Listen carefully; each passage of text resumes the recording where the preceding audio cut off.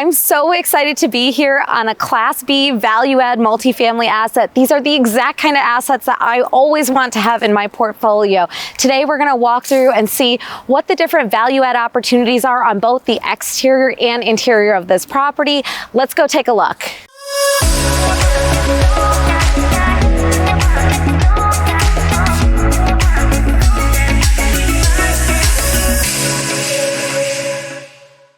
If you can't tell how excited I am about this asset, it's because it's a 1990s vintage. It's actually late 1990s, so almost 2000. And you can see it in the quality of the exterior. Normally on these types of buildings, one of the first things we want to look at is whether or not we should be adding paint to these, if we should be power washing them right away, but this asset is in such great condition and has clearly been taken care of. You can also see it in the landscaping. Over there, you can see how clean the bushes are trimmed and the hedges are kept. That means that the owner of this property really puts a lot of care and value into it. It's a great way to show the residents that you care about where they're living and you want their home to look pretty. Another amenity that you can see over here is the playground. This is a great way if you're trying to attract tenants that have families. A lot of times that'll give you some nicer income households to work with, and your demographic will be great. But having these playground areas are wonderful. As you can see, this is in really great condition, and maybe I would come in and remulch. That can be done fairly cheaply. It's a nice way to just add cosmetics to this. When we're walking Class B value-add assets, one of the things we want to pay really close attention to is the condition of the HVAC units. You want to make sure that either you're not going to come up against a lot of deferred maintenance because previous ownership has not maintained them, or know that you're going to have to replace X amount of units on average per year that you're holding it. This asset is late 1990s vintage, and it's clear that there have been multiple owners that have changed units out over the years. While all of them look to be in good condition, you want to take notes of the ones that maybe don't look to be in good condition or that are older that you know you may need to plan a contingency budget for to replace during the lifetime of you holding the asset.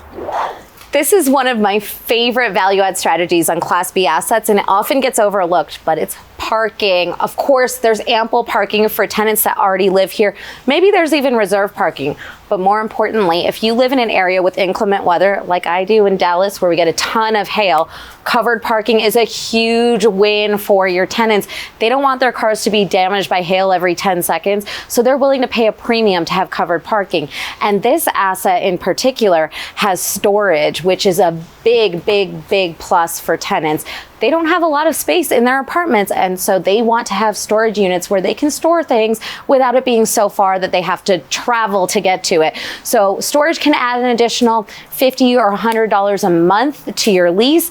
In addition, the covered parking, depending where you live, $50 to $100 a month would not be unusual. So these are two big value-add strategies that you can utilize on your assets. If you happen to buy an asset with an awesome view like this or these cool little features, one way that you can add value to your business plan is by looking to the units next to this and seeing if they're willing to pay a premium for this beautiful view. You can sometimes get $10 or even $20 for this type of a view. I want to see if the inside of this asset matches how beautiful the outside is. Let's look inside. Hi, thanks for having us. Of course. All right, let's walk in. Oh, it's so pretty in here. I can't wait to see the rest of it. This is a late 1990s vintage asset. What are some of the changes that I would make if I were acquiring this asset today? First of all, the flooring is beautiful. It's modern, it's hardwood throughout or LVT throughout. It looks amazing, it's nice. It really matches the exterior, so that I wouldn't change. But the countertops, I might take it to granite, especially in this area with this demographic. I would switch these out to granite. Also, the appliances, they're white. The dishwasher, the fridge, the stove, the microwave, I would go in and replace all of them to be stainless steel, especially with this demographic. I would also change out the sink to make it stainless steel and probably change out the faucet for something a little bit more modernized. The cabinets are in really great shape. I wouldn't do much to change that. Even the pulls are really modernized and nice. So what I would do here is I would maybe just add a paint or a coat of paint here or change the color, maybe even stain it. You could leave them like this. It probably has a really nice aesthetic. And then I would pull in a backsplash throughout here just to bring it to be a little bit more modern, a little bit more of an upgraded feel. And the recessed lighting in the ceiling is really nice, but I might add a lighting fixture just to modernize it, update it, and give it a more luxurious feel. Even adding a chandelier over the dining table would be a really great way to add value and upgrade this unit. While there's not a whole lot of upgrades to do here, I wanted to point out one really cool feature that they have. There's a Roman shade. That is cool and something you usually don't see in assets of this age or this asset class. So that's a really cool value add feature just to take note of. I don't know that you necessarily add it into an asset that doesn't have it, but it's cool when they already have it and you're acquiring the asset. This is another favorite of mine for a value add strategy.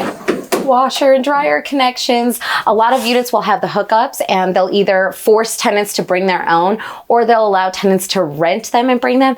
We don't do that. We provide them and then we charge for it. A conservative estimate as you're acquiring would be about $45 per month per washer and dryer unit. But realistically, in a lot of markets, you can get $55, sometimes even $65. So again, look at what your competitors are doing, know what the market's calling for, and then set your pricing accordingly. This is the master bedroom, and there's a master bathroom back here.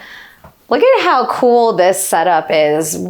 What's happening here is that you don't necessarily have to be taking up the whole bathroom for someone to be brushing their teeth, washing their face. There's a toilet and a shower in here.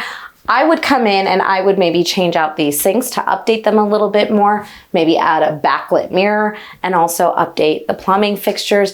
I would look to the shower heads to see if I could install low flow shower heads, maybe low flow toilets, aerators in the sinks, and I would update these to be a little bit more modern. And if I were changing the granite in the kitchen, I would put that in here to match, and I would update the poles and the hardware to match what was in the kitchen, as well as painting this to match whatever we were doing in the kitchen as well.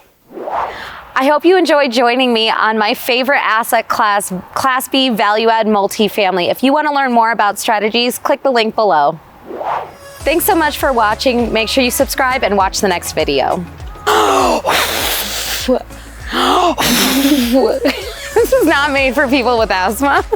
I'm settling into my skin 36 years later. Okay, don't use that in the blooper reel. I'm too short. I can't reach it.